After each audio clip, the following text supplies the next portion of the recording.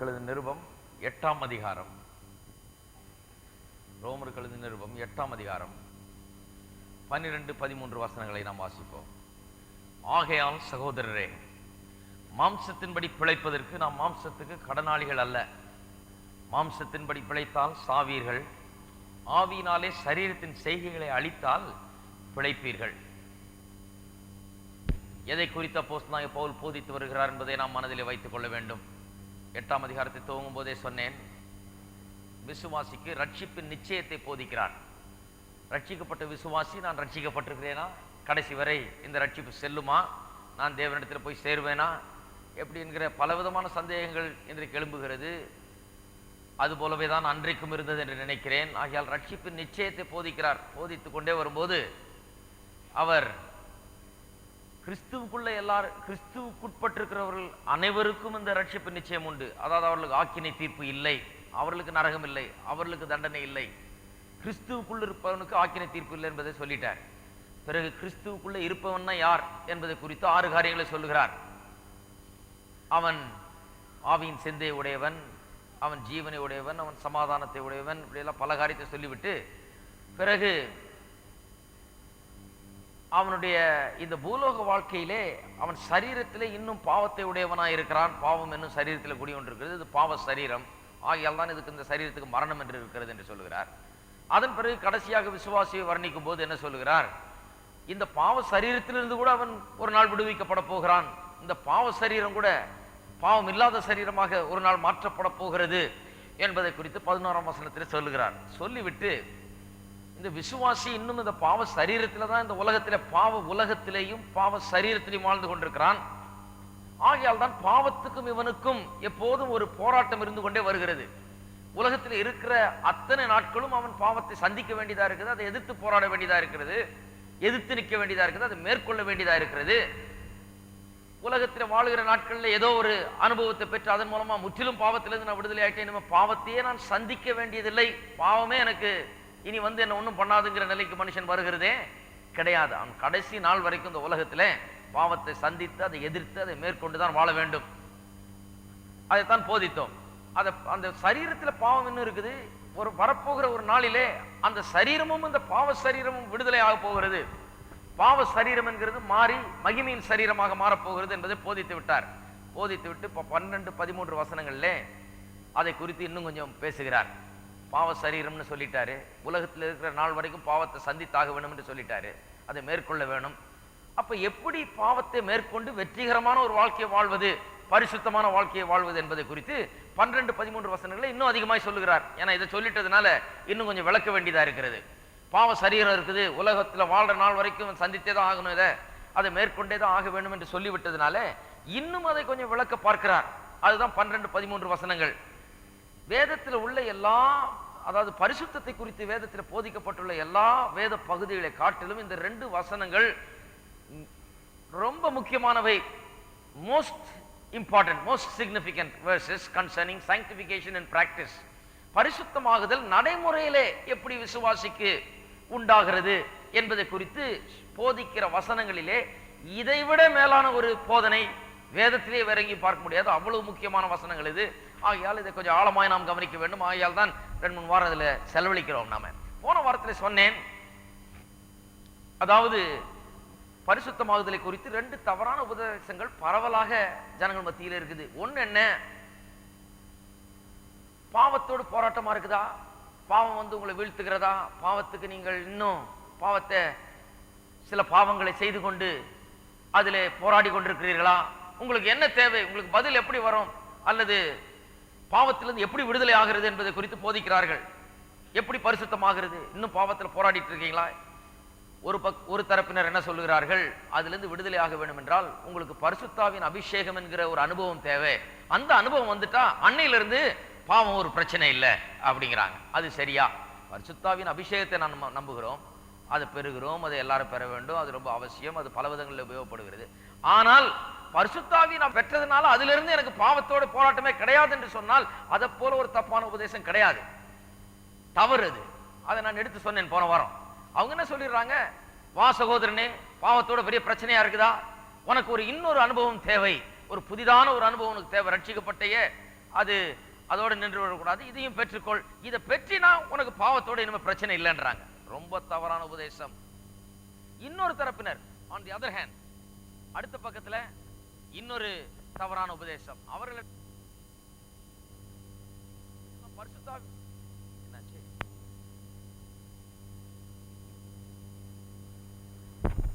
அவர்கள் என்ன சொல்லுகிறார்கள், இப்படி எல்லாம் பரிசுத்தாவின் அபிஷேகத்தை பெற்றதுனால பாவத்திலிருந்து முற்றிலுமா விடுதலை கிடைச்சிரும் கிடையாது, கடைசி நாள் வரைக்கும் பாவத்தை சந்திச்சுதான் ஆகணும், அது சரீரத்தில் இருக்குது, உலகத்தில் இருக்குது, அதை நாம் எதிர்த்து போராடிதான் ஆகணும்.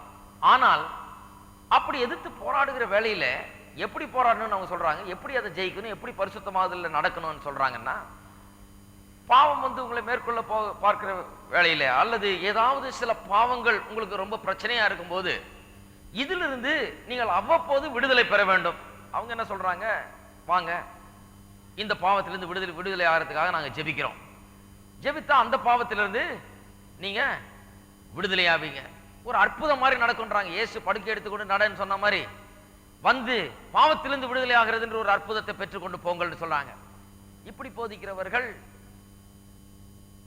அவர்கள் என்ன சொல்றாங்க, இந்த விடுதலையின் ஊழியத்தை நாங்க தொடர்ந்து செய்ய போறோம் அப்படின்னு சொல்லிட்டு ஜனங்கள் ஒவ்வொரு முறையும் பாவம் அவர்களுக்கு ஒரு பிரச்சனையா தோன்ற போதெல்லாம் இவங்ககிட்ட போய் ஜெபம் பண்ணிக்கணும், அதன் மூலமா ஒரு விடுதலை உண்டாகுது. இன்னைக்கு ஒரு பாவத்திலிருந்து விடுதலை கிடைச்சது, நீங்க வாழ்ந்து கொண்டே வர்றீங்க, அடுத்த வாரம் இன்னொரு பாவம் ஒரு பெரிய பிரச்சனையா இருக்குது, அந்த பாவத்திலிருந்து விடுதலை ஆகிறதுக்கு திருப்பியும் போய் திருப்பியும் ஒரு விடுதலை பெற வேண்டும். இப்படி இவர்கள் போதிக்கிறார்கள். இதுவும் பெரிய தவறு. வேதம் அப்படி போதிக்கவில்லை. வேதம் என்னத்தை போதிக்கிறது, வேதம் ஒரு புதிய அனுபவம் உங்களுக்கு தேவைன்னு சொல்லி போதிக்கல, அல்லது இப்படி விடுதலையின் மேல் விடுதலையை பெற்று இப்படியே அந்த பாவத்தை சந்திக்கும் போதெல்லாம் ஒரு அற்புதமான விடுதலையை பாவத்திலிருந்து பெற்று இப்படித்தான் வாழ வேண்டும் என்று வேதம் போதிக்கல. வேதம் என்ன போதிக்கிறது தெளிவாக எடுத்து காண்பித்தேன். வேதம் சொல்லுகிறது 12ஆம் வசனத்துல, ஆகையால் சகோதரரே அப்படின்னா என்ன அர்த்தம், பரிசுத்தமாகுதலை பற்றி நடைமுறையில பரிசுத்தமாகுதல்ல வாழ்வதை குறித்து பேசும்போது ஆகையால் சகோதரரேன்னு சொல்லும் போது என்ன அர்த்தம், இவ்வளவு நேரம் உங்களுக்கு எல்லாம் சொல்லி வந்தேன், அதையெல்லாம் மனதில் கொண்டு இதன் காரணமாக இவைகளையெல்லாம் மனதில் எண்ணி பார்த்து இதன் அடிப்படையில் நீங்கள் ஒன்றை செய்ய வேண்டும் என்று வேதம் போதிக்கிறது. அதை தொடர்ந்து செய்ய வேண்டும், அதை எப்பொழுதும் செய்ய வேண்டும், இதை செய்து கொண்டே இருக்க வேண்டும். அப்பொழுதுதான் பாவத்திலிருந்து விடுதலை.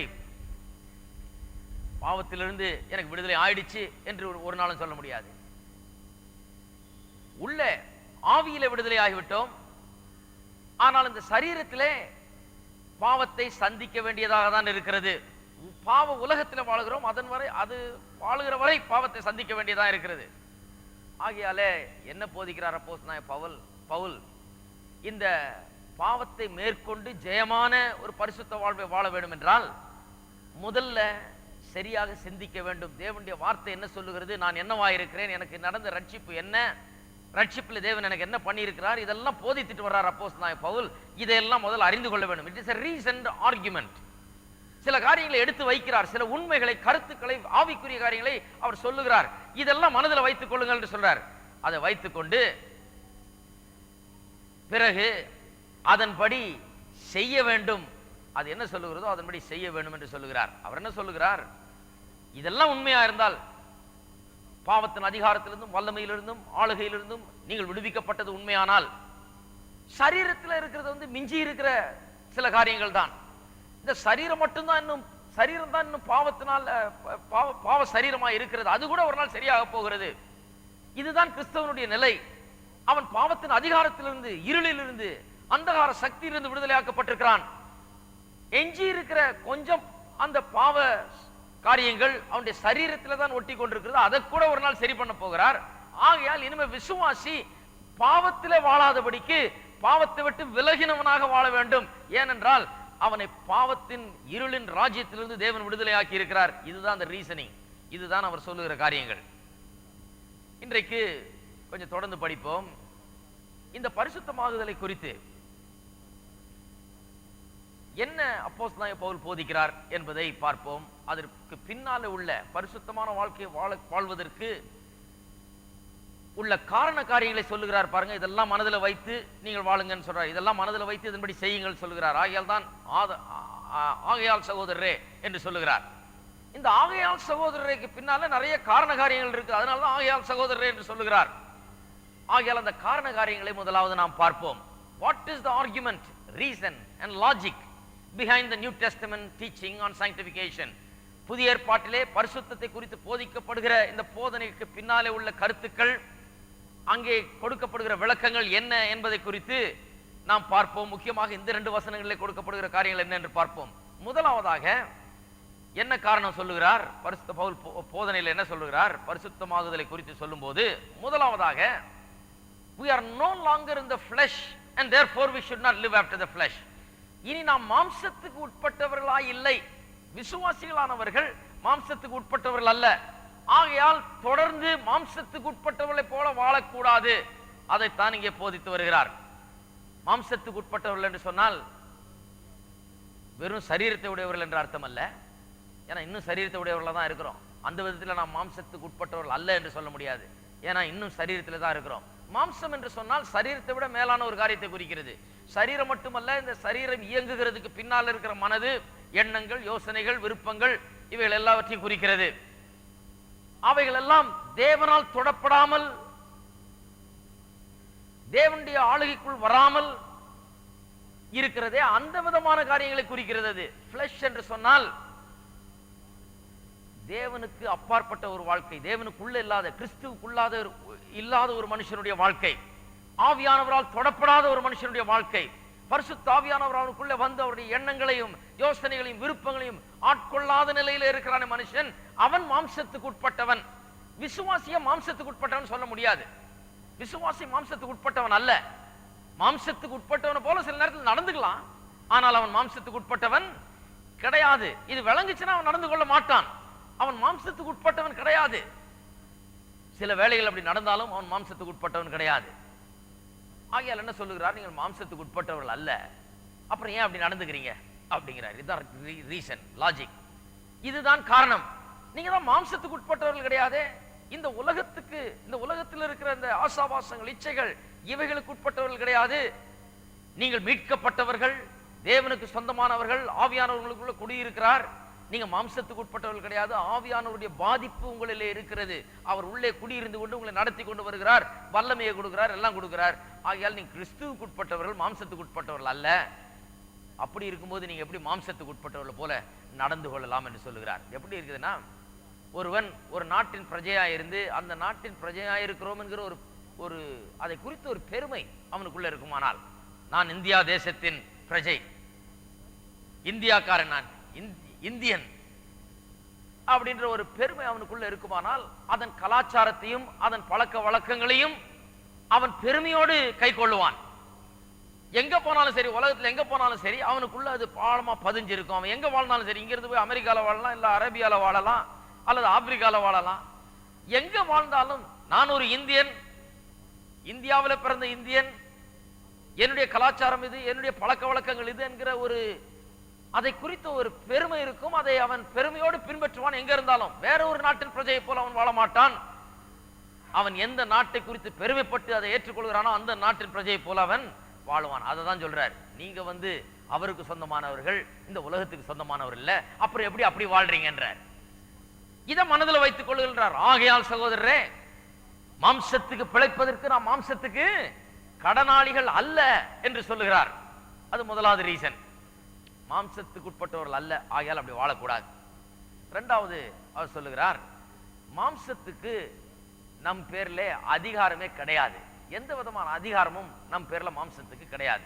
அப்படி இருக்கும்போது நீங்கள் ஏன் மாம்சத்துக்கு உட்பட்டவர்களை போல அதுக்கு கட்டுப்பட்டு வாழுகிறீர்கள்? அதன் ஆசாபாசங்கள், இச்சைகளுக்கு உட்படுகிறீர்கள். ஏன் அதனுடைய வல்லமைக்குள்ள இருக்கிறவர்கள் போல வேற என்னால செய்ய முடியாது, பாவத்தினால் இழுக்கப்படுற, இதுல விழுந்துதான் ஆகணும், இப்படி செய்துதான் ஆகணும்னு ஏன் அப்படி வாழுகிறீர்கள் என்று சொல்லுகிறார். நீங்கள் மாம்சத்துக்கு உங்கள் பேர்ல அதிகாரமே கிடையாது. எந்த விதமான அதிகாரம், வல்லமையும் கிடையாது. அதனுடைய கட்டுப்பாட்டுக்குள் ஆகையால் நீங்கள் இருக்க வேண்டியது அவசியம் கிடையாது. அதுக்கு அதிகாரம் கிடையாதுன்னா அதுக்கு கட்டுப்பட வேண்டிய அவசியம் கிடையாது. ஏற்கனவே சொல்லுகிறார், ரோமர் 5ஆம் அதிகாரம் 21ஆம் வசனத்தில் ஏற்கனவே சொல்லிட்டார். பாவம் நம்மளை ஆண்டு கொண்டிருந்ததாம் முன்ன, இப்ப என்ன ஆளுகிறது? கிருபை ஆண்டு கொண்டிருக்கிறது, நீதி ஆண்டு கொண்டிருக்கிறது.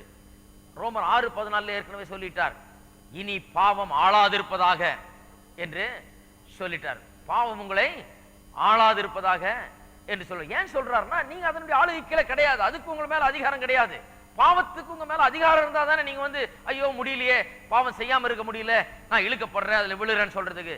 அதன் அதிகாரத்துக்கு கீழே கிடையாது. அதை முதல்ல புரிந்து கொள்ளுங்கள் என்று சொல்றார். புரிந்து கொண்டா எல்லாம் சரியா இருக்கும். இது புரியாததான் இன்றைக்கு விசுவாசிகள் மத்தியில பிரச்சனையா இருக்குது. அவர்கள் ஏன் பாவத்தில் விழுகிறார்கள், ஏன் பாவத்தில் தொடர்ந்து ஜீவிக்கிறார்கள் சொன்னா, அதற்கு என் மேல அதிகாரம் கிடையாது என்கிற எண்ண ஒரு ரீதியில் அவர்கள் யோசிக்கிறது இல்லை.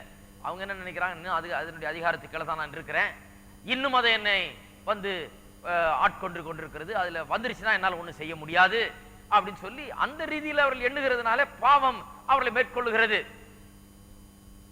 பாவம் ஆளாதிருப்பதாக சொல்கிறார். 7ஆம் அதிகாரம் 5ஆம் வசனத்திலையும் ஏற்கனவே சொல்லிட்டார். முன்ன நாம் அப்படி இருந்தோம், நாம் மாம்சத்துக்கு உட்பட்டிருந்த காலத்தில் நியாயப்பிரமாணத்தினாலே தோன்றிய பாவ இச்சைகள் மரணத்துக்கு ஏதுவான கனிகளை கொடுக்கத்தக்கதாக நம்முடைய அவயவங்களில் பலன் செய்தது. எத்தனை பேருக்கு அது ஞாபகம் இருக்குது? பாவிகளா இருந்த போது, இயேசு அறியாமல் இருந்த போது, மாம்சத்துக்கு உட்பட்டிருந்த காலத்துல அதெல்லாம் வேலை செஞ்சது உள்ள. ஆனா இப்பொழுது கொலோசையர் 1ஆம் அதிகாரம் 13ஆம் வசனம் சொல்லுகிறது, இருளின் ராஜ்யத்திலிருந்து நம்மை மீட்டு விடுதலையாக்கி தம்முடைய குமாரனாகிய கிறிஸ்துவனுடைய ஒளியின் ராஜ்யத்துக்குள்ளாக நம்மை கொண்டு வந்து சேர்த்திருக்கிறார். முன்ன இருந்த நிலைமை வேற. முன்ன வந்து அதனுடைய அதிகாரம் ஆளுகை கீழே இருந்தோம், நாம அதனுடைய கட்டுப்பாட்டு கீழே இருந்தோம்.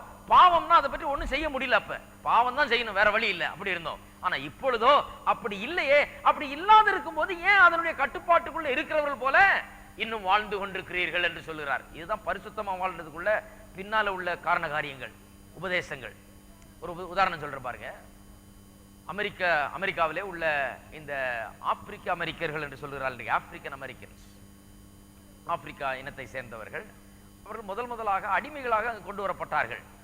கப்பல்ல போட்டு அப்படியே ஆடு மாடுகள் அடுக்கிற மாதிரி அடுக்கி கொண்டாந்தாங்க. கொண்டாந்து அடிமைகளாக்கினார்கள். தோட்டத்தில் வேலை செய்யறதுக்கு அவளை கொண்டு வந்தார்கள். கொண்டு வந்து வித்து இப்படி எல்லாம் பண்ணாங்க. பல வருஷங்களுக்கு பிறகு ஒரு தரப்பினர் அமெரிக்காவில் என்ன சொல்றாங்க, இது கூடாது, இது சரியில்லை, தேவனுக்கு முன்பாக நியாயமான காரியம் இல்லை, மனுஷனை கொண்டாந்து வித்து இப்படி அடிமைகளாக வச்சிருக்கிறது சரி கிடையாது என்று ஒரு தரப்பினர், வடக்கே இருக்கிறவரெல்லாம் அப்படி சொல்ல ஆரம்பிச்சிட்டாங்க. தெற்கே இருக்கலாம் இல்ல இல்ல இது கரெக்ட் தான், இந்த ஆளுகள் இப்படிதான் வைக்கணும் அப்படின்னு ஒரு பெரிய போர் மூண்டு விட்டது, உள்நாட்டு போர், சிவில் வார். அது வந்து அடிப்படையில் இதுதான் அவர்களுக்குள்ள வித்தியாசம். சவுத்தில் என்ன சொல்றாங்க, தெற்க அடிமைகளாக இருப்பது தப்பு ஒண்ணும் கிடையாது, அப்படிதான் வச்சிருக்கணும்னு. நார்த்தில் வடக்கு என்ன சொல்கிறார்கள், அது ரொம்ப தப்பு, அதை ஒழிக்கணும், அடிமைத்தனத்தை ஒழிக்கணும்ன்றாங்க. பெரிய போர் மூண்டு, 2 பேரும் போருக்குள்ளாகி கடைசியில வடக்கு அந்த போரை வென்றது. வென்று அதன் மூலமாக ஒரு விடுதலை பிரகடனம் செய்யப்பட்டது இந்த ஆப்பிரிக்க அமெரிக்கர்களுக்கு. அந்த விடுதலை பிரகடனத்திலே இனிமேல் ஒருவனும் அடிமைத்தனத்தில் வாழ வேண்டியதில்லை. அமெரிக்க சட்டத்தின்படி அடிமைத்தனம் என்பது சட்ட விரோதம் ஆனது, அது சட்டத்துக்கு விரோதமானது. ஒருவனும் இன்னொருவனை அடிமைத்தனம் படுத்த முடியாது, விற்க முடியாது, வாங்க முடியாது, சொந்தம் கொண்டாட முடியாது. ஏற்கனவே வாங்கி இருக்கிறவங்க அவர்களை போக விட்டுறணும். அடிமைத்தனத்துக்கு இனிமேல் அனுமதி கிடையாது என்று சட்டம் போட்டு விட்டார்கள். சட்டம் இயற்றின பிறகு கூட அந்த தெற்கே போய் பார்த்தா இன்னும் நிறைய பேர் இன்னும் அடிமையா தான் வாழ்ந்துட்டு இருக்கிறான். இந்த ஆப்பிரிக்க இனத்தை சேர்ந்தவர்கள் இன்னும் அடிமையா தான் வாழ்ந்துட்டு இருக்கிறாங்க. ஏன்னா முதலாவது காரியம் அவங்களுக்கு படிக்க தெரியாது. இந்த அடிமைகளை விடுதலை ஆக்கிட்டாங்கன்ற நியூஸ் போய் அங்க அவர்களுக்கு சேரல. படிக்க தெரியாது, அவ்வளவு பெரிய ஒரு அறிவு என்று சொல்ல முடியாது. ஆகையால அவர்களுக்கு போய் அந்த சட்ட ரீதியான காரியங்கள் அவர்களுக்கு போய் தெரியல, இதெல்லாம் விளங்கல. ஆகையால என்னைக்கு போற அவன் காலையில் எந்திரிச்சு இன்னைக்கு அடிமையா தான் இருக்கிறான். நேத்து பிரகடனம் ஆயிடுச்சு, இன்னைக்கு இவன் வேணும்னா எந்திரிச்சு பொட்டியை தூக்கிட்டு போயிட்டே இருக்கலாம். இருந்தாலும் அவன் எப்பவும் போல எழுந்து உண்மையா சேவிச்சுக்கிட்டு இருக்கிறான் அவனுடைய எஜமானை. அவனுக்கு என்ன தேவை சொல்லுங்க?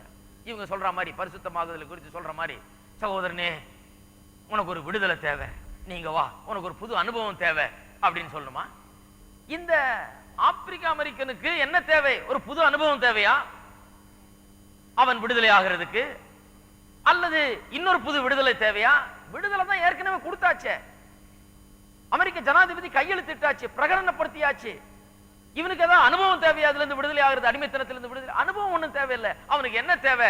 யாராவது போய் அவனுக்கு எடுத்து சொல்லணும். என்ன சொல்லணும்? அப்பா, இனிமே நீ அடிமைத்தனத்துல வாழ வேண்டிய அவசியம் கிடையாது. அவர்களுக்கு அதிகாரம் கிடையாது உன்னை அடிமையா வைக்கிறதுக்கு. இனிமேல உன்னை அடிமையா வச்சு உன்னை வித்துக்கிட்டு வாங்கிட்டு இருக்க முடியாது. இதை புரிந்துகொள். இனிமேலாவது அடிமைத்தனத்துல வாழாம போய் விடுதலையோட வாழு என்று யாராவது போய் சொல்ல வேண்டும். பாருங்க, இதே தான் இன்றைக்கு விசுவாசிகளோட பிரச்சனையே இன்னைக்கு இதுதான். நம்ம அதை நினைச்சு என்ன அறிவு கட்டத்தனம் பாருங்க அப்படின்னு நினைக்கிறோம். பாவம், அவ்வளவு அறிவு இல்லாமையா இருக்கிறது, விடுதலை ஆயிடுச்சு இருந்தாலும் தெரியாம இருக்கிறானே அப்படின்னு. இன்னைக்கு விசுவாசிகள் எத்தனை பேர் தெரியாம இருக்காங்க நீங்க யோசித்து பாருங்க. என்ன ஆச்சுன்னு தெரியல அவங்களுக்கு. ஏன் பாவத்துக்கு இன்னும் இணங்குகிறார்கள், ஏன் பாவத்தை இன்னும் செய்கிறார்கள், ஏன் பரிசுத்தமாகுதலுக்குள்ள நடைமுறையில் அவர்களால் பிரவேசிக்க முடியலன்னா அவர்களுக்கு அதை குறித்த ஒரு அறிவு கிடையாது. என்ன ஆச்சு என்பது குறித்த ஒரு விளக்கமோ அறிவோ ஏற்படவில்லை. அதை ஏற்படுத்தாமல் விட்டுவிட்டது சபை. ஆகையால் தான் விசுவாசிகள் இந்த போராட்டத்திலே தொடர்ந்து தோல்வி அடைகிறார்கள். ஏனென்றால் இதுக்கு என் மேல அதிகாரம் இல்லைன்னு யாரும் அவங்களுக்கு போதிக்கல. இதுக்கு மேல அதிகாரம் இல்லைன்னு போதிக்கல. என்னென்னமோ சொல்லிட்டாங்க, இந்த அனுபவத்தை பெற்றா நீ ஓகே ஆயிடுவ, அதுக்கப்புறம் உனக்கு பாவத்துல பிரச்சனையே இருக்காதுன்னு சொன்னாங்க. போய் இந்த அனுபவத்தை பெற்றுட்டு வந்து அப்புறம் 4 நாள் பொறுத்து பார்த்தா திருப்பியும் அந்த பாவ எண்ணங்கள் எல்லாம் வரத்தான் செய்யுது. இது எப்படி? அப்ப பெற்ற அனுபவம் தப்பா? இப்படி யோசிக்க ஆரம்பிச்சிடறாங்க. சரியா ரட்சிக்கப்படலையோ, சரியா ஆவிய பெறலையோ, இப்படி எல்லாம் வந்துடுது. இல்ல விடுதலையின் மேல் விடுதலை பெறதுக்கு அங்கேயும் இங்கேயும் ஓடுறாங்க. விசுவாசிகள் சிலரை பாத்தீங்கன்னா 30 வருஷமா விசுவாசிங்க இருப்பாங்க, இன்னும் விடுதலையை தேடி அலைஞ்சிட்டு இருக்கிறாங்க. என்னத்துக்கு போறீங்க? விடுதலை கூட்டம் வாங்க, போய் விடுதலை பெற்று வரலான்னு போறேன். அதான் விடுதலை ஆயாச்சுன்னு சொல்லி இருக்குது வேதத்தில், அதை யாரும் உங்களுக்கு சொல்லலையா? இல்ல இல்லங்க, இப்பதான் போறேன், போய் விடுதலை பெற்றிட்டு வாரேன். விடுதலை பெற்றாச்சுங்கிறது தான் வேத வசனத்தின் சத்தியம். இதை சொன்னா போதும், இதுதான் உங்களுக்கு மருந்து. இதுதான் பாவத்திலிருந்து பாவத்தை மேற்கொண்டு வாழக்கூடிய ஒரு வாழ்க்கைக்கு பின்னாலே உள்ள சத்தியங்கள். இதை புரிந்து கொண்டால்தான் பாவத்து மேல ஒரு ஜெயம் இருக்கும். எப்படி வாழணும்? நான் தான் விடுதலை ஆயிடுச்சு, இனிமையா அதை நான் செய்யணும். அதுக்கு கட்டுப்பட்டவன் அல்ல, அதுக்கு நான் அடங்க வேண்டியதில்லை. அதனுடைய ஆசைகளுக்கு, அதனுடைய வல்லமைக்கு நான் இணங்க வேண்டிய அவசியம் கிடையாது. யாராவது இந்த கருப்பு இனத்தை சேர்ந்த, ஆப்பிரிக்க இனத்தை சேர்ந்த ஒரு மனுஷன் பொட்டியை தூக்கி நடக்க ஆரம்பிச்சுட்டான்னா வெளியே பழைய எஜமான்ட்டு, அந்த எஜமான் என்ன பண்ண முடியும்? சட்டப்படி ஒன்றும் செய்ய முடியாது. அதே தான் விசுவாசிகள் பாவத்தை குறித்து செய்ய வேண்டிய காரியம். தாங்கள் விடுதலை ஆகிவிட்டோம் என்பதை உணர்ந்தால் விடுதலை ஆனவர்களாக நடந்து கொள்வார்கள். விடுதலை ஆயிட்டீங்களே, அதுக்கு அதிகாரம் கிடையாதே. அந்த இருளின் ராஜ்யத்திலிருந்து விடுதலை ஆகிவிட்டீர்களே, அப்புறம் ஏன் திருப்பி இப்படி நடந்து கொள்கிறீர்கள் என்றார். மூன்றாவது ரீசன், ஒரு காலத்தில் ஆவி ஆத்மா சரீரம் முழுவதும் பாவத்துக்கு கீழாக இருந்தது. இப்பொழுதோ அப்படி அல்ல. இப்பொழுது உங்களுடைய பொசிஷன் அதல்ல. ஆவி ஆத்மா சரீரம் முழுவதும் பாவத்துக்கு அடிமையா இருந்தது. இப்பொழுதோ உங்களுடைய இந்த வெளிப்புறமான மனுஷன், இந்த சரீரம் மட்டும்தான் இந்த பாவத்தோடு சம்பந்தப்பட்டதா இருக்கிறது, பாவ சரீரமா இருக்கிறது. ஆனால் ஆவியிலோ நீங்கள் தேவனுடைய ஆவியுடையவர்களா இருக்கிறீர்கள், கிறிஸ்துவுக்கு உட்பட்டவர்களா இருக்கிறீர்கள், பாவத்தின் இருளிலிருந்தும் அதிகாரத்திலிருந்து விடுதலையாக்கப்பட்டவர்களா இருக்கிறீர்கள். இப்ப இருக்கிற பொசிஷன் என்னன்றதை விளங்கிக் கொள்ள வேணும். இப்ப உங்களுடைய பொசிஷன் என்ன? இப்ப உங்களுடைய நிலை என்ன? இப்ப உங்களுடைய நிலை என்னன்னா, உள்ளான மனிதனிலே நீங்கள் ஆவியை பெற்றிருக்கிறீர்கள், பாவத்திலிருந்து விடுதலையை பெற்றிருக்கிறீர்கள், தேவனே உள்ள வந்து வாசம் பண்ணி கொண்டிருக்கிறார். இந்த பாவத்தோடு இருக்கிற போராட்டம் ஒரு தற்காலிகமானது. இது இந்த சரீரத்து அளவிலே தான் இன்றைக்கு இருக்கிறது. சரீரத்தை கொண்டு இந்த உலகத்தில் நான் வாழுகிற வரை, இந்த சரீரத்தில் வாழுகிற வரை இந்த போராட்டம் எனக்கு இருக்கிறது. ஆகையால் முன்ன இருந்த நிலைமைக்கும் இப்ப இருக்கிற நிலைமைக்கும் வித்தியாசத்தை புரிந்து கொள்ளணும். முன்ன முழுவதும் அடிமை, இப்பொழுது ஆவியிலே நான் விடுதலை பெற்றவனா இருக்கிறேன், தேவனை உடையவனா இருக்கிறேன். வெறும் சரீரத்தில் தான் அந்த பாவம் இருக்கிறது. ஆகையால் நான் பாவத்திலே வாழக்கூடாது. நான் கிறிஸ்துவுக்குள்ளாக என்னவா இருக்கிறேனோ அதை நினைத்து அப்படி வாழ வேண்டும், அதன் அடிப்படையில வாழ வேண்டும். நான் பாவி அல்ல, நான் தேவனுடைய பிள்ளை. இங்க பாருங்க, இது ஒரு பெரிய பிரச்சனை. ஜனங்க ஒருத்தர் சொல்றாரு, அதான் நான் பாவி இல்ல, நான் தேவனுடைய பிள்ளைன்னு சொன்னா ஒத்துக்க மாட்டாங்க. நான் பாவி தான். விசுவாசிங்க, அது எப்படி சொல்லலாம் நீங்க? நான் பாவி இல்ல, நான் பாவி தான்.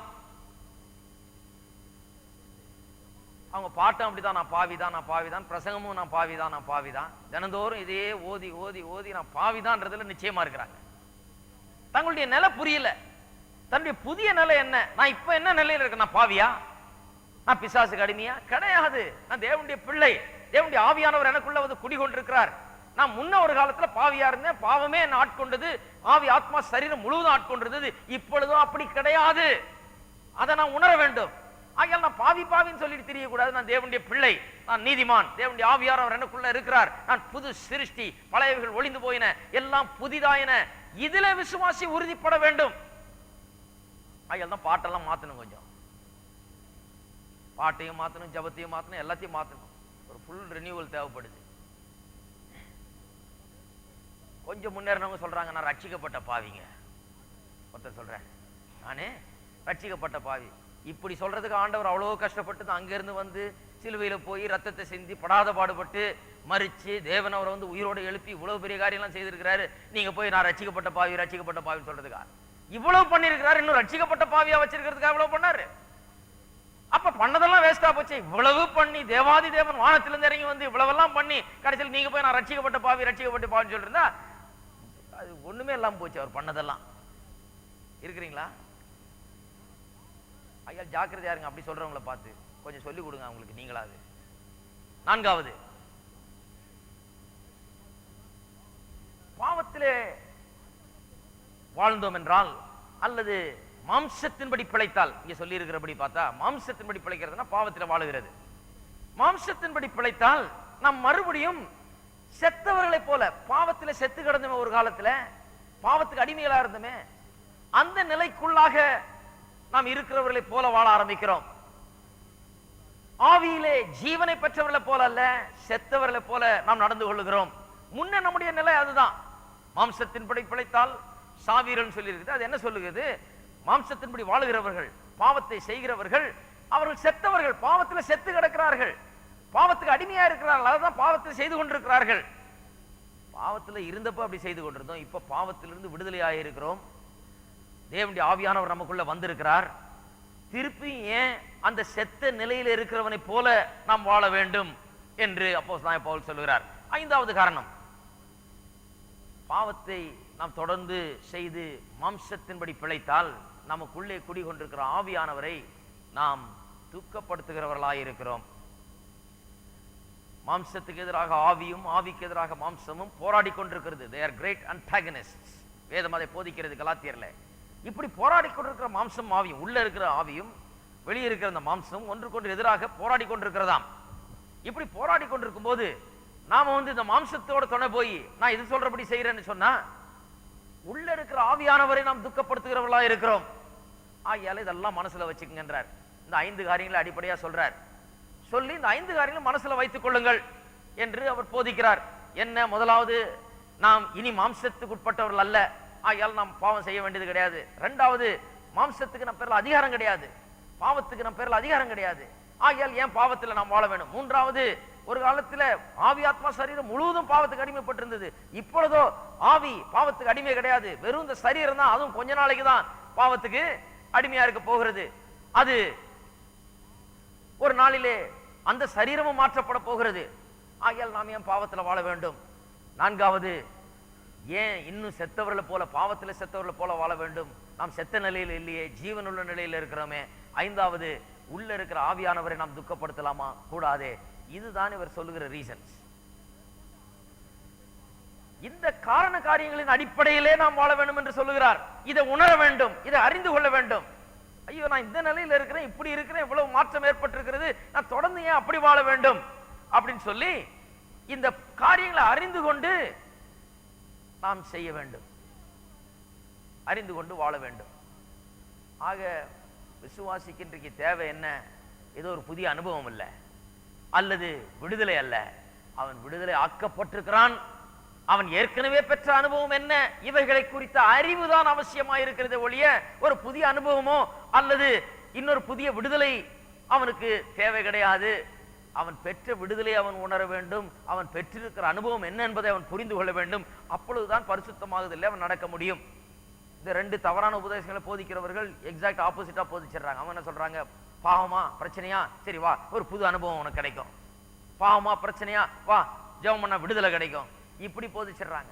ஏற்கனவே இருக்கிற விடுதலையை நாம் போதிக்க வேண்டும் என்று அப்போஸ்தலனாகிய பவுல் சொல்லுகிறார். அந்த விடுதலையின் அடிப்படையிலே நாம் நடந்து கொள்ள வேண்டும். எனக்கு கிடைச்சிருக்கிறது என்ன என்பதை உணர்ந்து அதன்படி நடந்தாலே பாவத்திலே ஜெயம் கிடைக்கும் என்று சொல்லுகிறார். இரண்டாவது காரியம், முதல்ல காரண காரியங்களை சொல்லிட்டோம். இரண்டாவது, பாவத்திலே வாழக்கூடாது, அல்லது மாம்சத்துக்கு உட்பட்டவர்களாய் வாழக்கூடாது, உட்பட்டவர்களை போல மாம்சத்தின்படி பிழைக்கக்கூடாது என்று இந்த காரணங்களால் அப்படி பிழைக்கக்கூடாதுன்னு சொல்லுகிறார். அது மட்டும் இல்லாமல் நாம் என்ன செய்ய வேண்டும் என்றும் சொல்லுகிறார்.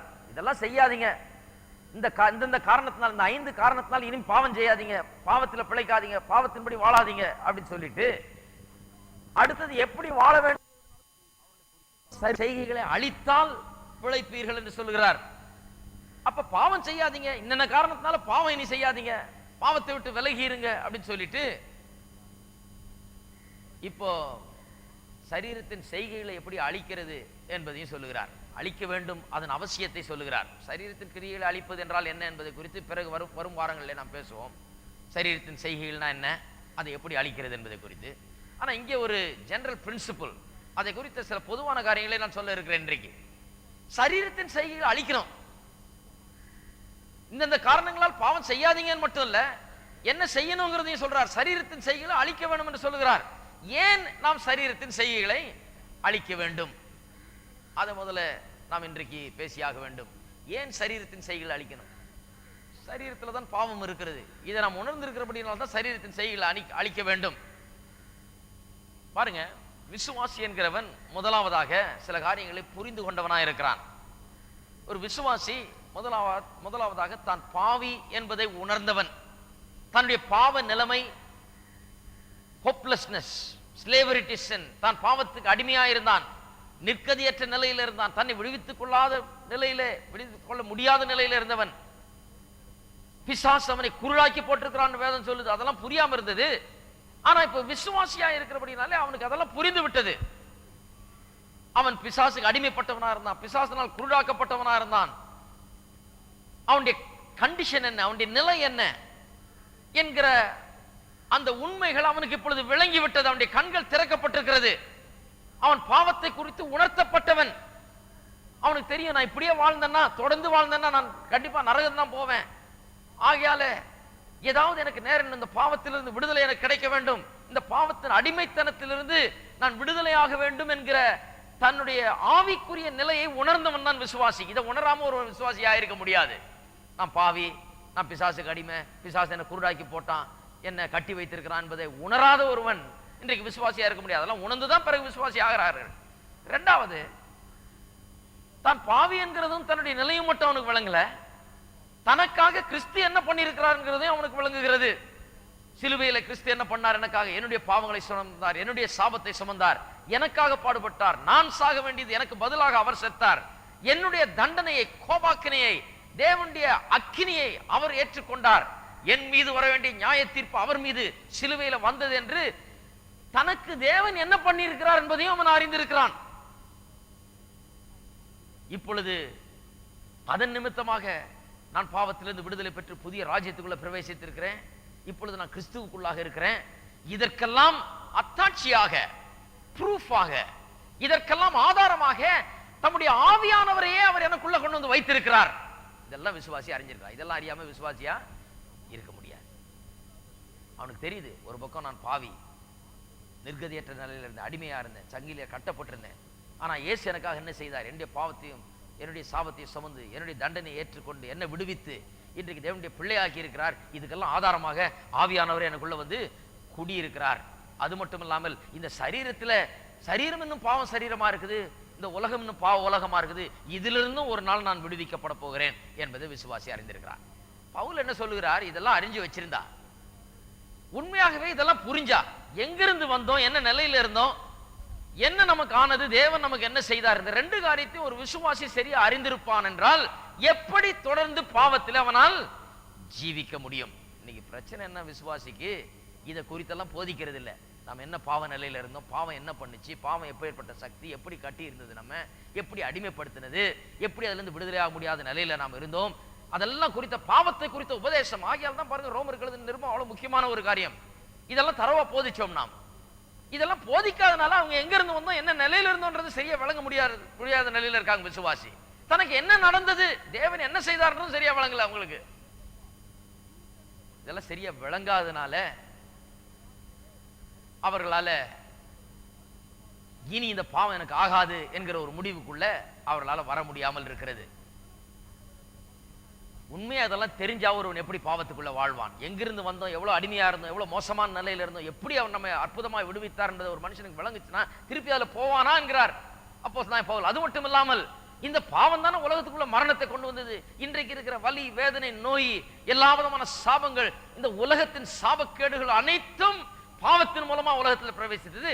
இந்த பாவத்துக்கு நான் அடிமையாயிருந்தேன். இப்பேற்பட்ட தீங்கியும் கேடையும் விளைவிக்கிற பாவத்துக்கு இனி நான் சேவை செய்யலாமா? அதிலிருந்து தானே ஆண்டவர் என்னை விடுவித்திருக்கிறார். இவ்வளவு பொல்லாத பாவம், ஜனங்களை அழிக்கிற பாவம், நாசமாக்குகிற பாவம், இது எனக்கு தேவையா? இதனாலதானே இயேசு சிலுவையில் அவ்வளவு பாடுபட்டார், அவ்வளவு ரத்தம் சிந்தினார், அவ்வளவு காயப்பட்டார். இதனாலதான் அவர் செத்தாரங்க சிலுவையில. இதனாலதான் அவ்வளவு பாடுகள் அவர் ஏற்றுக்கொண்டார். இது புரிந்தால் அவன் என்ன சொல்லுவான்? இந்த பாவம், இந்த கேடை விளைவிக்கிற பாவம், இந்த உலகத்தை கெடுத்த பாவம், மனுஷனுடைய வாழ்க்கையை கெடுத்த பாவம், வேதனையும் சாபம் நிறைந்த வாழ்க்கையை, அந்த வாழ்க்கையை உண்டாக்குன பாவத்துக்கு இனி நான் சேவை செய்ய மாட்டேன். இதுக்கு எனக்கும் சம்பந்தம் கிடையாது. இதுக்காக நான் வாழ மாட்டேன், இந்த பாவத்துக்கு அடிமையா நான் வாழ மாட்டேன் என்கிற ஒரு பெரிய முடிவுக்கு அவன் வருவான் இல்லையா? அதை யோசித்து பார்க்கணும் என்றார் அப்போஸ்தலனாகிய பவுல். இதை யோசித்து பார்த்தால் சரீரத்தின் செய்கைகளை அழிப்பீர்கள். இந்த சரீரத்தில் இருக்கிற பாவம், இந்த சரீரத்தின் மூலமாய் நமக்கு உண்டாகிற பாவ காரியங்கள், இவளை பார்த்த உடனே ஒரு வெறுப்பு உண்டாகிறது என்று சொல்லுகிறார். அதனால போன வாரமே நான் விளக்கிட்டேன். அந்த சரீரத்தில் இருக்கிற எல்லா ஆசைகளும் பாவம் நினைச்சிடக்கூடாது. சிலர் அப்படிலாம் போதிச்சு சன்னியாசத்தையும் அதையும் இதையும் போதிச்சுட்டு கிடக்கிறாங்க. ஆகியால் தான் சிலர் வந்து இந்த காவியும் அதையும் இதையும் மாட்டிட்டு தாடியை வளர்த்துக்கிட்டு இதெல்லாம் பண்ண வேண்டியதா இருக்கு. ஏன்னா எது ஆசையுமே தப்புன்ட்டாங்க. கிடையாது, அதெல்லாம் தப்பு. எல்லா ஆசையும் தப்புன்னு வேதம் ஒன்றும் சொல்லலை. சில ஆசைகள்லாம் நியாயமான ஆசைகள், தேவன் வைத்த ஆசைகள், அதை சரியா உபயோகப்படுத்துறதுக்காக வச்சிருக்காருன்னு போன வாரம் அதுக்காக தான் சொன்னேன். இந்த குழப்படி எல்லாம் இருக்கக்கூடாது. ஆகையால் எல்லா ஆசையும் தப்பு கிடையாது, தவறான ஆசைகள் தான் தப்பு.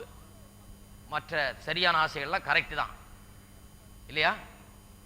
ஆகையால் தான் யாராவது வந்து ஒருத்தர் சொன்னாருன்ட்டு, ஐயா என்னுடைய எத்தனாவது பிறந்த நாள்ல எனக்கு ஒருத்தர் கொண்டாந்து காவி வேட்டியும் காவி சட்டையும் கொடுத்தாரு. நான் அதை எடுத்துட்டு போய் ஒரு பாஸ்டர்கிட்ட கொடுத்தேன். அவர் எனக்கு ஜெபம் பண்ணி ஆசீர்வதிச்சு கையில கொடுத்தாரு.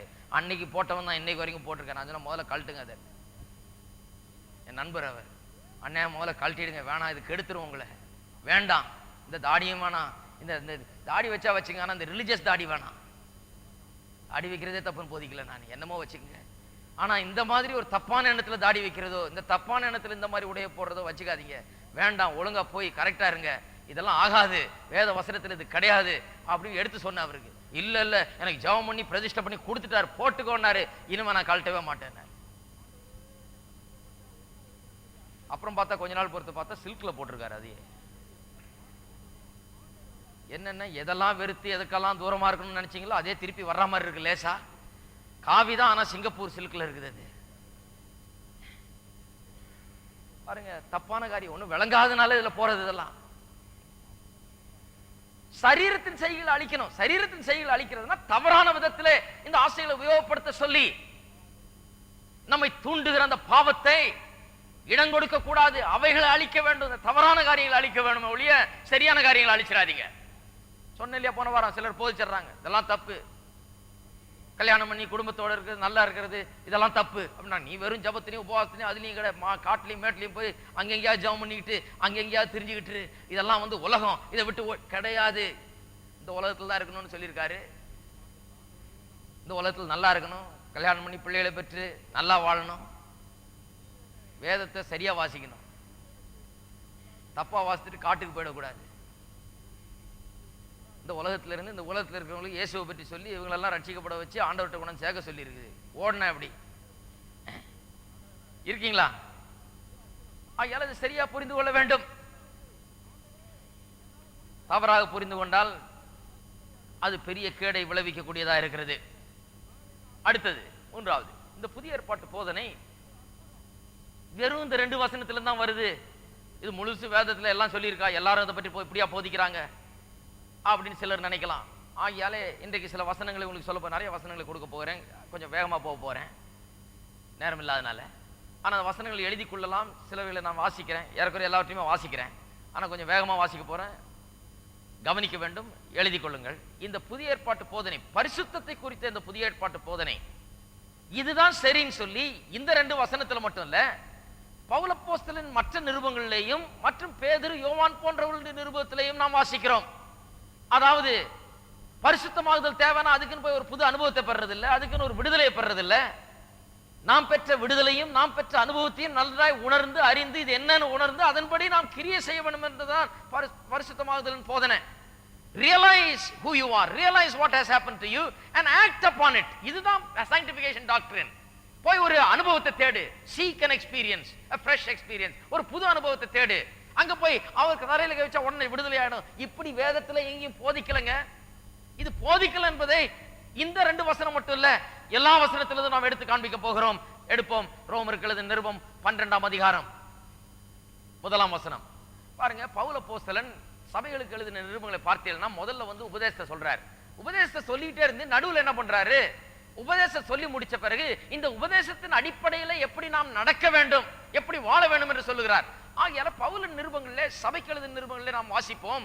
முதல்ல உபதேசத்தை வாசிப்போம், அப்புறம் ஏதோ ஒரு சேஞ்சிங் பாயிண்ட் இருக்குவாங்க, மாறுகிற இடம். அங்க பார்த்தீங்கன்னா ஆதலால் சகோதரன் இருக்கும், therefore brethren. இது பொதுவா பவுலுடைய நிருபத்தில் வருகிற வார்த்தைகள். அந்த therefore brethren, ஆதலால் சகோதரனே இங்க ரோமர் 8:12 வருது. நிறைய எல்லா நிருபங்கள்லயும் அது வருகிறது, சபைக்கு எழுதின நிருபங்கள்ல. ஏன்? ஒரு காரியத்தை சொல்லிட்டார் உபதேசமா, இப்ப ஆதலால் சகோதரன்றது இப்ப எப்படி நடந்து கொள்ளுனதை பற்றி அப்படின்னு சொல்றார். ஆகையால் பவுலுடைய பேட்டர்னே இதுதான், ஆவிக்குரிய ஜீவியமே இதுலதான் அடங்கி இருக்கிறது. முதல்ல சரியான உபதேசத்தை கற்றுக்கொள்ள வேண்டும், அப்புறம் ஆதலால் சகோதரருக்கு வரணும். ஆதலால் அப்படின்னா இப்ப கற்றுக்கொண்ட உபதேசத்தின் நிமித்தமாக நாம் எப்படி வாழ வேண்டும், எப்படி நடந்து கொள்ள வேண்டும், எப்படி ஜீவிக்க வேண்டும் என்று. நாம் வெறும் ஒரு அனுபவத்தை தேடி ஓடணும், அல்லது ஒரு புது அனுபவம் அல்லது ஒரு புது விடுதலை நமக்கு தேவைன்னு சொன்னா இந்த ஆதலால் சகோதரரே தேவையில்லை. பவுலினுடைய நிருபங்கள்லாம் எடுத்து பாதியை பிச்சை எறிஞ்சிடலாம், தேவையப்படாது. எல்லா நிருபங்களில் பார்த்தீங்கன்னா பாதி உபதேசம், பாதி நடைமுறை சத்தியம். அதே போலதான் ரோமருக்கு எழுதின நிருபத்திலே 12ஆம் அதிகாரம் வரைக்கும் இந்த உபதேசங்களை போதிக்கிறார். 12ஆம் அதிகாரம் 1ஆம் வசனத்துக்கு வந்த உடனே சொல்லுகிறார், அப்படி இருக்க சகோதரரே அப்படின்னா என்ன அர்த்தம்? இவ்வளவு நேரம் சொல்லி இருக்கிறேனே, என்ன சொன்னேன்? பாவத்தை குறித்தும் ரட்சிப்பு குறித்தும், மனுஷன் எப்படி நீதிமானாக்கப்படுறான், எப்படி பரிசுத்தமாகறான், எப்படி பரிசுத்தமான வாழ்க்கை நடக்குது, இதெல்லாம் பற்றி சொல்லி இருக்கிறேனே. அப்படி இருக்க சகோதரரே அப்படின்னா இவ்வளவு நேரம் உபதேசத்தை கேட்டீங்களான்னு அர்த்தம். இன்னைக்கு பிரச்சனையே விசுவாசிகளுக்கு என்ன, உபதேசத்தை கேட்காத விசுவாசிகள் தான் நிறைய இருக்காங்க. உபதேசத்தை ஒருத்தர் போன் பண்ணி சொல்றாரு, நான் வந்திருக்கிறேங்க, உங்களை ஒருத்தங்க பார்க்க சொன்னாங்க, எப்படியாவது இன்னைக்கு உங்களை பார்த்துடணும். ஒண்ணு இல்ல, கடைசியில பார்த்தா இந்த பிரச்சனை தான். இது கரெக்டா போய் ஒரு உபதேசத்தை கேட்டா கரெக்டா போயிடலாம். எப்படியாவது என்ன பார்த்துட்டா சரியாயிடும், எப்படியாவது நான் ஒரு ஜெபம் பண்ணா சரியாயிடும், எப்படியாவது எங்கேயாவது போன்ல யாரையாவது பிடிச்சி எங்கேயாவது போய் எங்கேயாவது லைன்ல நின்று என்னமாவது பண்ணா சரியா போடுன்ற எண்ணம் இருக்கிறத ஒழிய உபதேசத்தை கேட்போன்ற எண்ணம் கிடையாது. அப்படி இருக்க சகோதரரே, நீங்கள் உங்கள் சரீரங்களை பரிசுத்தமும் தேவனுக்கு பிரியமான ஜீவ பலியாக ஒப்பு கொடுக்க வேண்டும் என்று தேவனுடைய இரக்கங்களை முன்னிட்டு உங்களை வேண்டிக் கொள்கிறேன். இதுவே நீங்கள் செய்யத்தக்க புத்தியுள்ள ஆராதனை. நீங்கள் இந்த பிரபஞ்சத்துக்கு ஒத்த வேஷத்தை தெரியாமல் தேவனுடைய நன்மையும் பிரியும் பரிபூர்ணமான சித்தம் என்னதென்று பகுத்தறியத்தக்கதாக உங்கள் மனம் புதிதாகிறதுனாலே மறுரூபமாகுங்கள். என்ன சொல்றாரு பாருங்க, இவ்வளவு நேரம் போதிச்சேன், இப்போ இப்படி நடந்துக்குங்கன்றார். போதிச்சு கேட்டதன்படி நடந்து கொள்ள, கேட்கலன்னா எப்படி நடந்து கொள்றது? இன்னைக்கு பிரச்சனையே கேட்காதனாலதான் பிரச்சனையே. எல்லாத்துக்கும் ஒரு விடுதலை தான் வேணும், கேட்காதனால தான் பிரச்சனை. உதாரணத்துக்கு எடுத்துக்கொள்வோம், ஒரு மனுஷன் தன்னுடைய அளவுக்கு மீறி தன்னுடைய திறனுக்கு மீறி கடனை வாங்கி அதுக்கு மேல கடனை வாங்கி அதை கொடுக்கறதுக்கு இன்னும் கொஞ்சம் கடன் வாங்கி இப்படியே பொழைச்சிட்டு இருந்த மனுஷன் திடீர்னு எனக்கு இதுல இருந்து ஒரு விடுதலை வேணும்னா ஜெபிக்கலாம். ஆனா ஜெபிச்சா மட்டும் போதாது, அவனுக்கு ஒரு அற்புதம் நடக்கணும் கண்டிப்பா. ஆனா வெறும் அற்புதம் போதாது, இனிமேலாவது கடன் வாங்காம எப்படி இருக்கிறதுன்னு வேதத்திலிருந்து போதிக்கணும். இல்லைன்னா திருப்பியும் அதுக்கே தான் வரும் இல்லையா? நான் பண்ண எல்லாம் சரியா போயிடுமாக்கும், போயிடுனா அப்புறம் போயிட்டு திருப்பி இன்னொரு 6 மாசம் பொறுத்து அதே தான் பிரச்சனை, அதே தான் வரும். போதனையில தான் விஷயமே அடங்கி இருக்கிறது.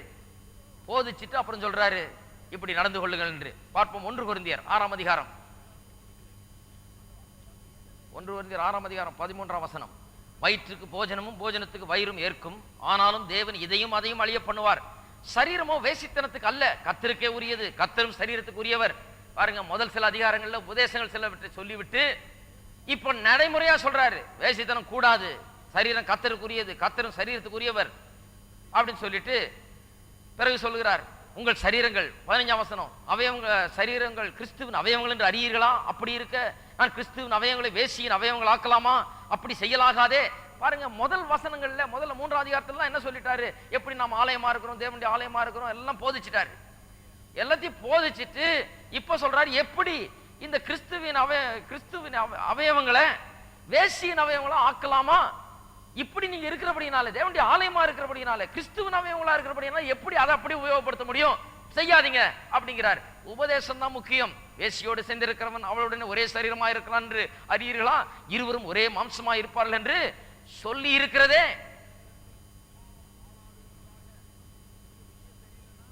பாருங்க, உபதேசத்தை சொல்லிட்டு பிறகு எப்படி நடந்து கொள்ளணும் அதன் அடிப்படையில் சொல்றார். 9ஆம் அதிகாரம் 24ஆம் வசனம், 9:24. பந்தய சாலையில் ஓடுகிறவர்கள் எல்லாரும் ஓடுவார்கள், ஆகிலும் ஒருவனே பந்தயத்தை பெறுவான் என்று அறியீர்களா? நீங்கள் பெற்றுக்கொள்ளத்தக்கதாக ஓடுங்கள். பந்தயத்துக்கு போராடுகிற யாவரும் எல்லாவற்றிலேயும் இச்சை அடக்கமா இருப்பார்கள். பாருங்க, இங்க கவனிக்கும் போது ஒரு காரியத்தை கவனிக்கலாம். அந்த 2 தவறான உபதேசங்கள் எங்கேயும் சஜஸ்ட் பண்ணப்படவில்லை, எங்கேயும் அது போதிக்கப்படவில்லை. உனக்கு பரிசுத்தம் தேவையா, வா இந்த அனுபவத்தை பெற்றுக்கோ. பரிசுத்தம் தேவையா, வந்து விடுதலை அற்புதமா பெற்றுக்கோ அப்படின்னு எங்கேயும் வேதத்துல போதிக்கப்படவில்லை. நான் வாசிக்கிற வசனங்கள்லாம் பரிசுத்தமாகுதல குறித்து. அதுல எல்லாம் என்ன சொல்லி இருக்குது? நாம என்ன பண்ணணும் அதைத்தான் சொல்லி இருக்குது. வேசியின் சரீரமா ஆக்காதே அப்படின்னு சொல்லி இருக்கிறது. இனி உங்கள் சரீரங்களை நீங்கள் தேவ பக்திக்கு அடுத்த காரியங்களை செய்யுங்கள்னு ரோமர் 12ஆம் அதிகாரத்துல சொல்லிட்டாரு. இங்க வேசிக்கு அடுத்த காரியங்களில் ஈடுபடாதீங்கன்னு சொல்லிட்டாரு. இப்ப என்ன சொல்றாரு? எல்லாவற்றிலையும் இச்சை அடக்கமா இருங்க. அப்ப எல்லாம் நாம செய்ய வேண்டியதுதான். அதைத்தான் ரோமர் 8ஆம் அதிகாரம் 13ஆம் வசனத்துல நாம் வாசிக்கிறோம். சரீரத்தின் ஆவியினாலே சரீரத்தின் செய்கைகளை அழித்தால் பிழைப்பீர்கள். சரீரத்தின் செய்கைகளை அழிக்கத்தான் சொல்லி இருக்கிற வழியே ஒரு புதிய அனுபவத்தை நாடுங்கள், தேடுங்கள், அல்லது போய் ஒரு விடுதலை பெற்றுட்டு வாங்க, அப்ப பரிசுத்தமாகுதல் வந்துடும் எங்கேயுமே வேதத்துல போதிக்கல.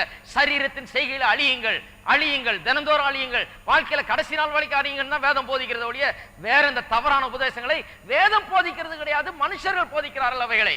வேதம் போதிக்கிறது என்றது கவனியுங்கள். எல்லாவற்றிலும் இச்சையடக்கமா இருப்பார்கள், அவர்கள் அழிவுள்ள கிரீடத்தை பெருமடிக்க அப்படி செய்கிறார்கள், நாமும் அழிவில்லாத கிரீடத்தை பெருமடிக்க அப்படி செய்கிறோம். நாம செய்கிறோம், போய் விடுதலை பெறதில்லை, போய் இன்னொரு அனுபவத்தை தேர்றதில்லை, ஒன்றை செய்கிறோம். ஆதலால் நான் நிச்சயமில்லாதவனாக ஓடேன், ஆகாயத்தை அடிக்கிறவனாக சிலம்பம் பண்ணேன், மற்றவர்களுக்கு பிரசங்கம் பண்ணுகிற நான் தானே ஆகாதவனாய் போகாதபடிக்கு என் சரீரத்தை ஒடுக்கி கீழ்ப்படுத்துகிறேன். இதை விட்டு போட்டு வா வா வா உனக்கு பரிசுத்தமாகுதல் வேணும் இல்லையா, இந்த அனுபவத்தை பெற்றா உனக்கு சரியா போயிடும், ஒரு விடுதலை பெற்றா நீ சரியா போயிடுவ. வேதத்தில் எங்கேயும் சொல்றாரு, நான் பவுலப்போஸ்தலன் சொல்றாரு, எனக்கு அதே பிரச்சனை தான்றாரு. நான் என்னுடைய சரீரத்தை ஒடுக்கி கீழ்ப்படுத்துகிறேன். எப்பவும் பண்றேன், வாழ்க்கையில கடைசி நாள் வரைக்கும் அதை செய்ய வேண்டியதா இருக்கிறது என்று சொல்கிறார். 2 கொரிந்தியருக்கு செல்வோம். 2 கொரிந்தியர் 6ஆம் அதிகாரம் 14. 2:6-14. அந்நிய நுகத்திலே அவிசுவாசிகளுடன் பிணைக்கப்படாதிருப்பீர்களாக. நீதிக்கும் அநீதிக்கும் சம்பந்தம் ஏது? ஒளிக்கும் இருளுக்கும் ஐக்கியம் ஏது? கிறிஸ்துவுக்கும் பேலியாளுக்கும் இசைவேது? அவிசுவாசியுடனே விசுவாசிக்கு பங்கேது? தேவனுடைய ஆலயத்துக்கும் விக்கிரகங்களுக்கும் சம்பந்தம் ஏது? நான் அவர்களுக்குள்ளே வாசம் பண்ணி அவர்களுக்குள்ளே உலாவி அவர்கள் தேவனாய் இருப்பேன், அவர்கள் ஜனமாய் இருப்பார்கள் என்று தேவன் சொன்னபடி நீங்கள் ஜீவனுள்ள தேவனுடைய ஆலயமாய் இருக்கிறீர்களே. ஆனபடியால் பாருங்க, இருக்கிறீங்கன்னு சொல்லிட்டு ஒரு புது அனுபவத்துக்கு வாங்க அல்லது வந்து விடுதலை பெற்றுக் கொள்ளுங்க, பரிசுத்தம் வந்துடும் சொல்லல. ஆனபடியால் நீங்கள் அவர்கள் நடுவில் இருந்து புறப்பட்டு பிரிந்து போய் அசுத்தமானதை தொடாதிருங்கள் என்று கர்த்தர் சொல்லுகிறார். எல்லாம் இருக்கிறீங்களா? அப்ப என்ன தேவை? ஒரு அனுபவமா இல்ல ஒரு பெரிய விடுதலையா? என்னன்னு உபதேசத்தை சரியா புரிஞ்சு கொண்டு, ஆகையால் நான் தொடறதில்லை, இதை ஆகையால் இது எனக்கு வேண்டாம், ஆகையால் இதை நான் வெறுக்கிறேன், ஆகையால் நான் வேற விதமா வாழ்வேன், ஆகையால் இது எனக்கு தேவையில்லை. 18. அப்பொழுது நான் உங்களை ஏற்றுக்கொண்டு உங்களுக்கு பிதாவாயிருப்பேன் என்று சொல்லுகிறார். பாருங்க, சொல்லிக்கொண்டே போலாம். இந்த 2 அனுபவத்தை சொல்லலைங்க.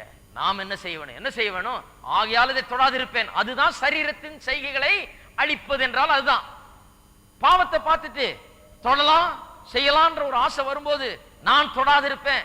நான் மீட்கப்பட்டதுனால தேவன் எனக்கு இவ்வளவு செய்திருக்கிறார், பாவம் என்னை கெடுத்து குட்டிச்சவராக்கிறது, ஆகையால் இனிமே அதை தொடாம இருப்பேன்னு சொல்றோம் பாருங்க.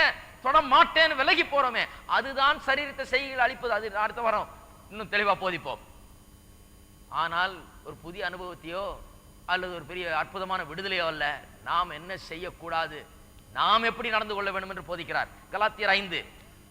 கலாத்தியர் 5ஆம் அதிகாரம் 16ஆம் வசனம். பின்னும் நான் சொல்லுகிறது என்னவென்றால் ஆவிக்கேற்றபடி நடந்து கொள்ளுங்கள். இருக்கீங்களா? பெரிய அற்புதத்தை பெற்றுக் கொள்ளுங்கள், இங்க வந்தீங்கன்னா ஒரு புது அனுபவம் கிடைக்கும், அதோட பாவம் உங்களை எட்டி பார்க்காது, கிடையாது. அப்பொழுது மாம்ச இச்சையை நிறைவேற்றாதிருப்பீர்கள். எப்ப நிறைவேற்றாதிருப்பீர்கள்? ஆவியின்படி நடந்து கொள்ளும் போது.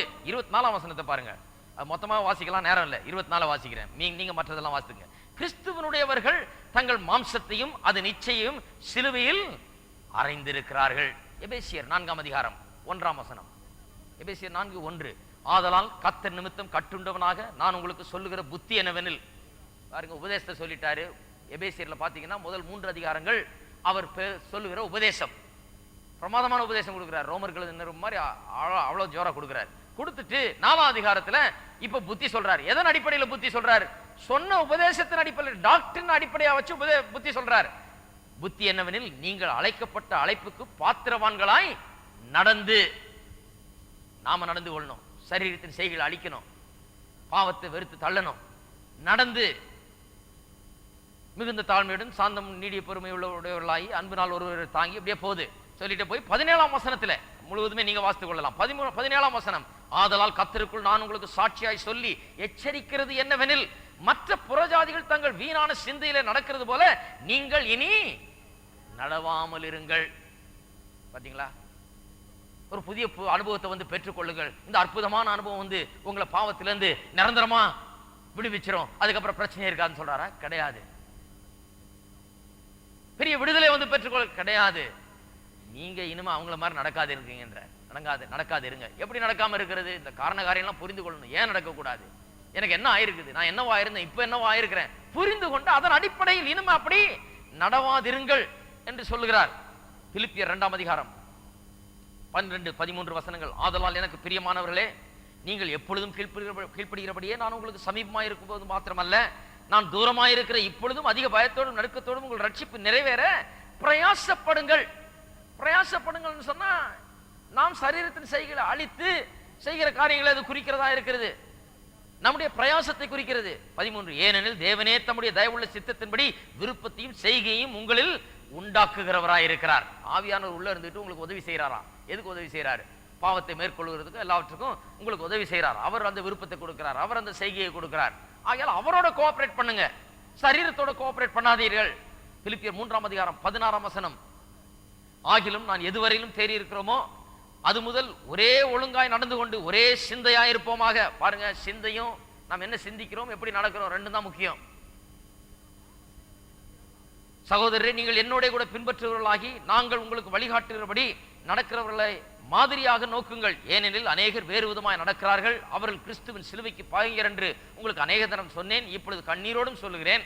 அவர்களுடைய முடிவு அழிவு, அவருடைய தேவன் வயிறு, அவருடைய மகிமை, அவருடைய லட்சையே, அவர்கள் பூமிக்கு அடுத்தவைகளை சிந்திக்கிறார்கள். இந்த தப்பா நடக்கிறவர்களுடைய பிரச்சனை என்ன? அவங்க சிந்தனை தப்பு, ஆகையால் நடக்கையும் தப்பு. நல்ல கரெக்டா நடக்கிறவங்க, பரிசுத்தமா ஜீவிக்கிறவங்களுடைய காரியம் என்ன? அவர்கள் சிந்தனை கரெக்டா இருக்குது, ஆகையால் நடக்கையும் கரெக்டா இருக்கிறது என்று சொல்லுகிறார். கொலோசையர் 3ஆம் அதிகாரம் 1ஆம் வசனம். கொலோசையர்லயும் அப்படிதான். முதல் 2 அதிகாரம் உபதேசங்கள், உபதேசத்தை கொடுக்கிறார். 3ஆம் அதிகாரம் வந்தோடனே உபதேசத்தின் அடிப்படையில் எப்படி நடக்கிறது என்பதை போதிக்கிறார். த்ரூ அவுட் பாத்தீங்கன்னா எங்க பார்த்தாலும் சரி உபதேசம், உபதேசத்தின் அடிப்படையில் நடக்கிறது. இப்படிதான் பரிசுத்தமானதுல போதிக்கிறார் ஒழிய, கிறிஸ்தவ நடக்க எப்படி இருக்கணும் இப்படிதான் போதிக்கிறார் ஒழிய, ஒரு புதிய அனுபவத்தை பெற்றுக்கொள்ளுங்க, போய் ஒரு புதிய அற்புதத்தை பெற்றுக்கொள்ளுங்க எங்கேயும் போதிக்கல. 3ஆம் அதிகாரம் 1ஆம் வசனம். நீங்கள் கூட எழுந்தது உண்டா? ஆமென். கிறிஸ்து தேவனுடைய வலது பார்சத்தில் வீற்றிருக்கும் இடத்தில் உள்ள மேலானவைகளை தேடுங்கள், பூமியில் உள்ளவைகள் அல்ல, மேலானவையே நாடுங்கள். ஏனென்றால் மரித்தீர்கள், உங்கள் ஜீவன் கிறிஸ்துவுடனே தேவனுக்குள் மறைந்திருக்கிறது. இப்படியே போதிச்சுட்டு போறார். வாசிச்சுட்டே இருக்கலாம். அதை கொலோசியர் 3:1-10 வரைக்கும் வாசித்து பாருங்க, எழுதிட்டு அதை வாசித்து பாருங்க எப்படி சொல்லி இருக்கிறார் என்று. 1 தெசலோனிக்கேயர் 4ஆம் அதிகாரம் 1ஆம் வசனத்திலிருந்து. அன்றியும் சகோதரரே, நீங்கள் இன்னென்ன பிரகாரமாய் நடக்கவும் தேவனுக்கு பிரியமாய் இருக்க வேண்டும் என்று நீங்கள் எங்களால் கேட்டு ஏற்றுக்கொண்டபடியே அதிகமாய் தேரும்படிக்கு கர்த்தராகிய இயேசுவுக்குள் உங்களை வேண்டிக் கொண்டு புத்தி சொல்லுகிறோம். கேட்டு நடக்கணும்ன்றார். கர்த்தராகிய இயேசுவினாலே நாங்கள் உங்களுக்கு கொடுத்த கட்டளைகளை அறிந்திருக்கிறீர்களே, நீங்கள் பரிசுத்தம் உள்ளவர்களாக வேண்டும் என்பதே தேவனுடைய சித்தமாய் இருக்கிறது. அந்தபடி நீங்கள் வேசி மார்க்கத்துக்கு விலகி இருந்து இருக்கிறீங்களா? வேசி மார்க்கத்துக்கு விலகி இருந்து அப்படின்னா என்ன அர்த்தம்? ஒரு புதிய அனுபவத்தை பெற்றுக்கொள்ளுங்கள், ஒரு அற்புதத்தை பெற்றுக்கொள்ளுங்கள் கிடையாது. சொல்லிட்டேன் உபதேசத்தை, நீங்க யாருன்னு சொல்லிட்டேன், எப்பேற்பட்டதுலேருந்து விடுதலை ஆக்கப்பட்டிருக்கீங்கன்னு சொல்லிட்டேன். எவ்வளவு பெரிய தேவன் எவ்வளவு பெரிய காரியத்தை செய்திருக்காருன்னு சொல்லிட்டேன். ஆகையால் அதன் அடிப்படையில் சொல்றேன், அதுல இருந்து விலகி இருங்கள், அந்த கெடுக்கிற காரியத்தை திருப்பி போகாதீங்கன்றார். தேவன் அறியாத அஞ்ஞானிகளைப் போல இனி மோசமா போல மோக இச்சைக்கு உட்படாமல் உங்கள் அவனவன் தன் சரீர பாண்டத்தை பரிசுத்தமாயும் கனமாயும் ஆண்டு கொள்ளும்படி அறிந்து பாருங்க. Always realization followed by action. இதுதான் சாங்டிஃபிகேஷன் டாக்டரின். வேற எந்த சாங்டிஃபிகேஷன் டாக்டரின் வேதத்துல போதிக்கல, வேற எங்கேயும் அப்படி போதிக்கல. First realisation then action. உன்னை புரிந்து கொள்ளணும், பிறகு அதன்படி நடந்து கொள்ளணும். புரிந்து கொள்ளணும், அதன்படி நடந்து கொள்ளணும். புரிந்து கொள்ளணும், அதன்படி நடந்து கொள்ளணும். ஆகையால் தான் புரிந்து கொள்ளுங்க, புரிந்து கொள்ளுங்க, வந்து கேளுங்க கேளுங்கன்னு ஏன் சொல்றோம்? புரிந்து கொண்டால் தானே அதன்படி நடப்போம். புரிந்து கொள்ளணும் நடக்க முடியாது. அப்ப பரிசுத்தமாகுதலில் ஜீவிக்க வேண்டும் என்றால் முக்கியமா என்னத்தை கேட்கணும்? தேவனுடைய வார்த்தையை, அதனுடைய போதனைகளை கேட்கணும். புரிந்து கொண்டாதான் அதன்படி நடப்போம். வாசிப்போம். 1 தீமோத்தேயு 6ஆம் அதிகாரம். 1 தீமோத்தேயு 6ஆம் அதிகாரம்.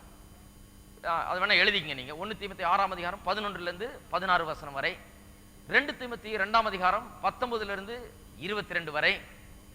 தீத்து 2ஆம் அதிகாரம் 11 12 வசனங்கள். யாக்கோபு 1ஆம் அதிகாரம். யாக்கோபுனா வாசிப்போம். பவுல் அப்போஸ்தலனுடைய பல வசனங்களை பார்த்துட்டோம், அதனால யாக்கோபை வாசிப்போம். யாக்கோபு இதை தான் போதிக்கிறார்.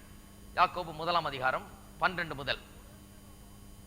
சோதனையை சகிக்கிற மனுஷன் பாக்கியவான், அவன் உத்தமன் என்று விளங்கின பின்பு கர்த்தர் தம்மிடத்தில் அன்பு கூறுகிறவர்களுக்கு வாக்குத்தத்தம் பண்ண ஜீவ கிரீடத்தை பெறுவான். சோதிக்கப்படுகிற எவனும் நான் தேவனால் சோதிக்கப்படுகிறேன் என்று சொல்லாதிருப்பானாக. தேவன் பொல்லாங்கினால் சோதிக்கப்படுகிறவர் அல்ல, ஒருவனையும் அவர் சோதிக்கிறவரும் அல்ல. அவனவன் தன் சுய இச்சையினாலே இழுக்கப்பட்டு சிக்குண்டு சோதிக்கப்படுகிறான். பாருங்க எப்படி போறான்னு சொல்றார், எப்படி பாவம் வருதுன்னு சொல்றார். பின்பு இச்சையானது கற்பந்தரித்து பாவத்தை பிறப்பிக்கும், பாவம் பரிபூர்ணமாகும் போது மரணத்தை பிறப்பிக்கும். எப்படி ஒரு மனுஷன் பாவம் செய்யறான்னு சொல்றார். தேவன் சோதிச்சாரு, தேவன் ஏன் எப்படி சோதனை அனுப்பினார்? தேவன் அப்படிலாம் சோதிக்கிறது கிடையாது, பாவத்தை கொண்டு சோதிக்கிறது கிடையாது. எப்படி கட்டு போறாங்க? இச்சையானது சுய இச்சையினால் இழுக்கப்பட்டு சிக்குண்டு சோதிக்கப்பட்டு போறாங்க. அப்படிதான் போறாங்கன்றார். அதுக்கு என்ன பண்ணணும்? 21 ஆகையால் நீங்கள் எல்லாவது அழுக்கையும் கொடிய துர்க்குணத்தையும் ஒழித்து விட்டு. யார் அதை பண்ணணும்? அதைத்தான் ரோமர் 8:13 அவர் சொல்றாரு, சரீரத்தின் செய்களை அழித்தால் பிழைப்பீர்கள். அதே தான் யாக்கோபு சொல்றார், நீங்கள் எல்லாவது அழுக்கையும் அப்படின்னா என்ன? சரீரத்தின் செய்களை கொடிய துர்க்குணத்தை ஒழித்து விட்டு உள்ளத்தில் நாட்டப்பட்டதாயும் உங்கள் ஆத்துமாக்களை ரட்சிக்க வல்லமையுள்ளதாயும் இருக்கிற வசனத்தை சாந்தமாய் ஏற்றுக்கொள்ளுங்கள். நாம செய்ய வேண்டியதை சொல்றாரு ஒழிய ஒரு அனுபவத்தை பெற்றுக்கொள்ளுங்க இல்ல விடுதலை பெற்றுக்கொள்ளுங்கள் என்று போதிக்கிறது கிடையாது. அது மட்டுமல்ல, யாக்கோபு 4ஆம் அதிகாரம் 7-8 வசனங்கள் அதைத்தான் போதிக்கிறது. தேவனுக்கு கீழ்ப்படிந்தீர்கள், பிசாசுக்கு எதிர்த்து நில்லுங்கள், அப்பொழுது அவன் உங்களை விட்டு ஓடி போவான். தேவனிடத்தில் சேருங்கள், அப்பொழுது அவர் உங்களிடத்தில் சேருவார். பாவிகளை உங்கள் கைகளை சுத்திகரியுங்கள், இருமனம் உள்ளவர்களே உங்கள் இருதயங்களை பரிசுத்தமாக்குங்கள். ரட்சிக்கப்பட்டு விட்டு இன்னும் பாவத்தை செய்து கொண்டிருக்கிறவங்களை பார்த்து சொல்றாரு, உங்கள் கைகளை சுத்தமாக்குங்கள், இருமனம் உள்ளவர்களே உங்கள் இருதயங்களை பரிசுத்தமாக்குங்கள். சிந்தனையும் ஆக்ஷனை சரி பண்ணுங்கன்றார். 1 பேதுருவும் அதே தான் போதிக்கிறார். 1 பேதுரு 2ஆம் அதிகாரம் 11ஆம் வசனம் முதல் 27வது வசனம் வரை வாசித்து பாருங்கள். 11ஆம் வசனத்தை மட்டும் நான் வாசிக்கிறேன். பிரியமானவர்களே, அந்நியரும் பரதேசிகளுமாய் இருக்கிற நீங்கள் ஆத்துமாவுக்கு விரோதமாய் போர் செய்கிற மாம்ச இச்சைகளை விட்டு விலகி.